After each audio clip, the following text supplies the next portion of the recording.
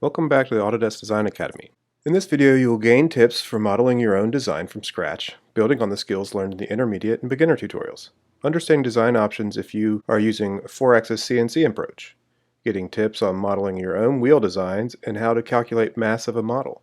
Before we go any further, please refer to the beginners and intermediate tutorials in this section if you haven't already, as this tutorial builds upon skills learned in those sessions. Also, it is vital that you check the F1 in schools regulations, as you will need these to design your car, as many are critical regulations, meaning you have to comply or you will not be eligible for awards. Also, the rules change from year to year, so make sure you go to the website and check it out. Tip set 1. Let's talk about a few alternative approaches. In this video, you will learn a few alternative ways of modeling an F1 in schools car in Autodesk Fusion 360. After completing this, you will have learned various different methods for modeling a car. In this activity, you will learn how to do the following in Fusion 360. Create a T-spline block, use the sculpt environment in more creative ways, create a loft profile, create alternative wing structures. Step 1. Create a T-spline block. In a new file, enter the sculpt environment, and let's sketch a 2-point rectangle. Select the right plane, start from the origin, and draw it out 210 by 50. And click Return. Tip: drawing the block 210 rather than 223 means you draw it the maximum possible size that can be machined. Click Isometric, click Create, and Extrude. Select the sketch. Make sure you have it set to symmetric on direction. Pull it out and type in 32.5. This will create the shape. Click OK. Click Modify and Fill Hole. Click the edges. Maintain Crease Add on Edges. Click OK. Then do the same to the other side.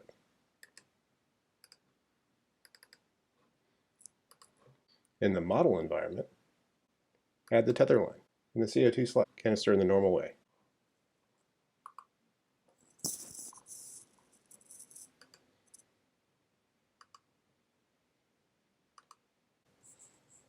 Dimension that 29 millimeters from the base. Now add in center point rectangle. This should be 6 wide by 12 deep. Click Return and stop the sketch. Click the Rotate into Isometric. Select Modify. Select your rectangle sketch. Set the distance to all, flip it, and make sure it's set to cut. Click OK. Open up your sketches, turn on that previous sketch, press Pull, select your circle, drag it inward, enter -52. Click OK. Now turn that sketch back off and save. By double-clicking the form icon in the timeline, you can now edit the block in the sculpted environment. You can now use the entire block to push, pull, and twist the shape of the car body. Add a line of symmetry through the center to duplicate all of your edits on both sides of the car.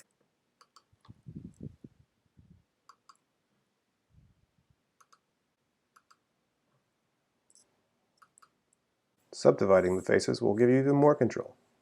Select and shift.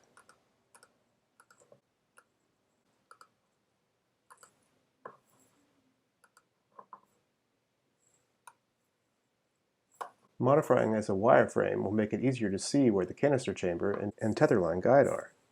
Step 2. I hope you took a minute to experiment and create a design for your car. The freeform sculpt environment allows you a large amount of flexibility and experimentation opportunities. You need to be careful that what you create is within the F1 in schools technical regulations and also physically possible to construct. When editing, the T-splines in your model cannot cross over, so look closely at how they come together. If you click Finish Form and you get an error message, you should return to try to fix it. You can usually undo and see just where your problem came in.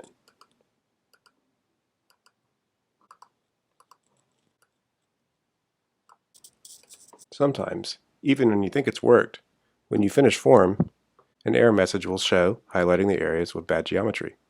One way to prevent this is to translate the T-splines below it further down.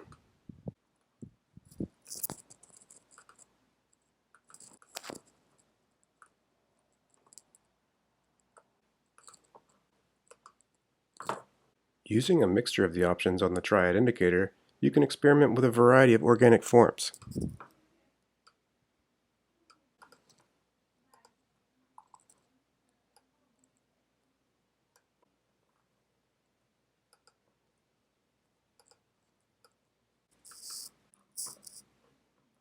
Combine this sculpt style modeling with form modeling by drawing on the base,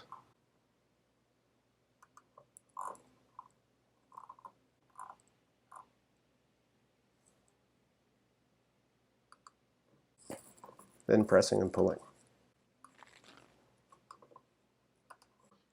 By extruding, you can add some really nice straight lines. You can also cut away by creating a sketch on the backplane.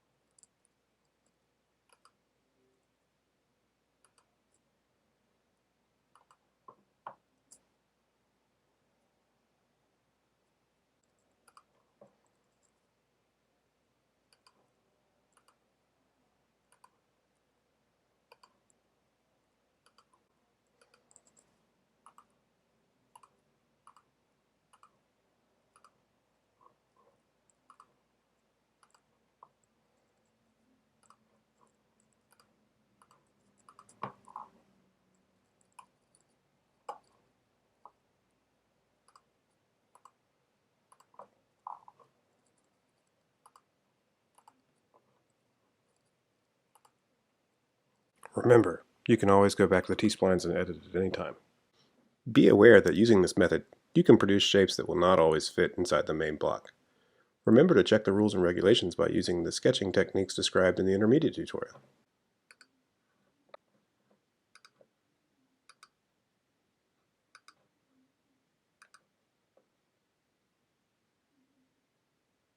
Step 3. Another way to create organic looking shapes in the model environment is to create lofts. You can select different types of shapes and use them to create all sorts of cutting.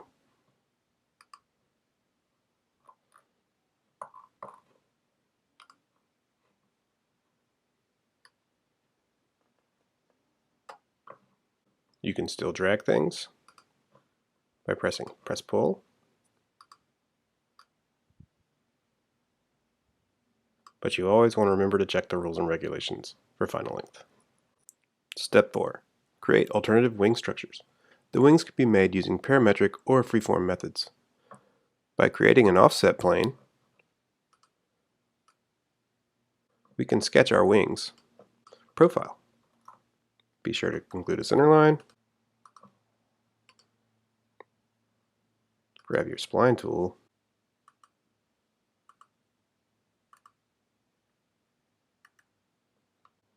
This line can then be offset.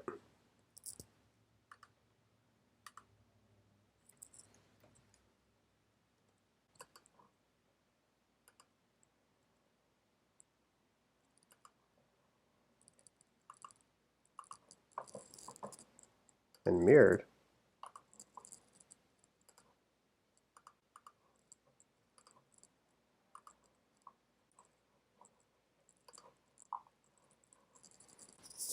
can then be extruded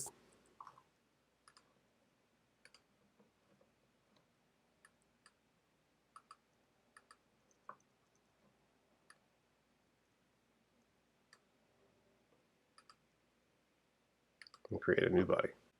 Click OK. Let's add a few fillets. Click OK again.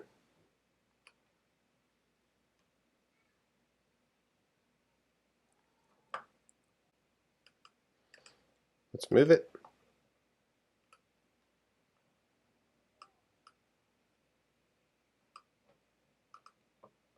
You can quickly edit and 3D print a range of angles to test for efficiency and effectiveness. Also on the body browser window, copy and paste of these bodies allows for some interesting wing concepts.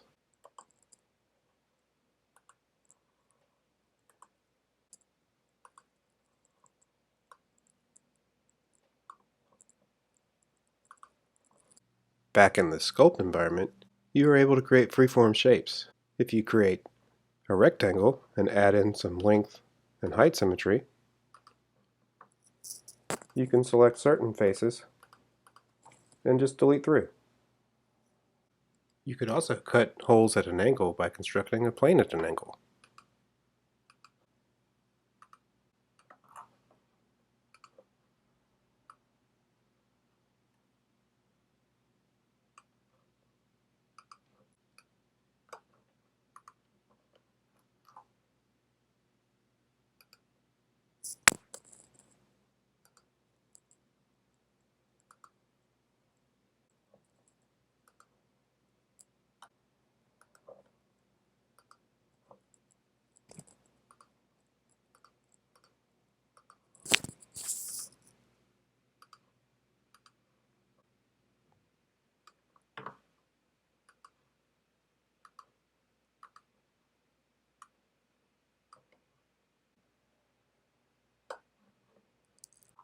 You can also create a sketch to be the basis for a revolve and create your wings that way.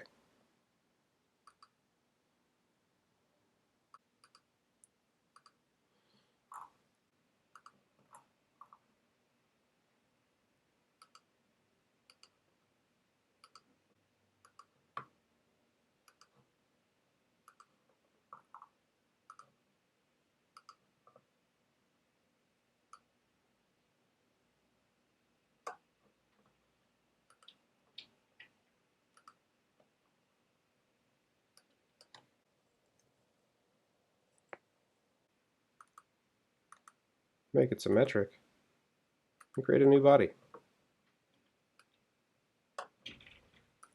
Click OK. Find your body.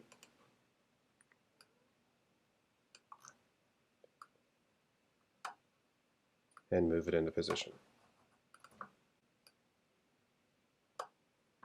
Now you're ready to support a range of front wing designs. The rear wing follows much of the same principles. You can create interesting shapes by using cross-section shapes from the sketch in the sculpt environment.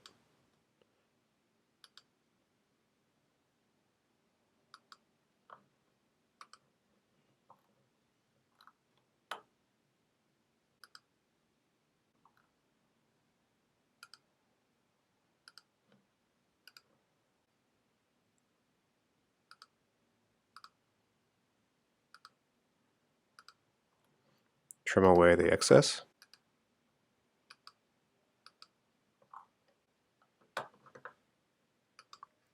Extrude.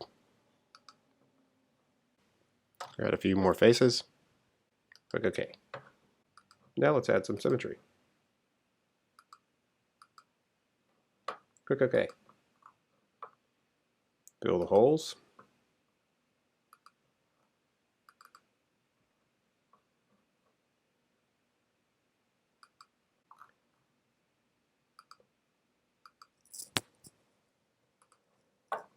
Now you can modify until your heart's content.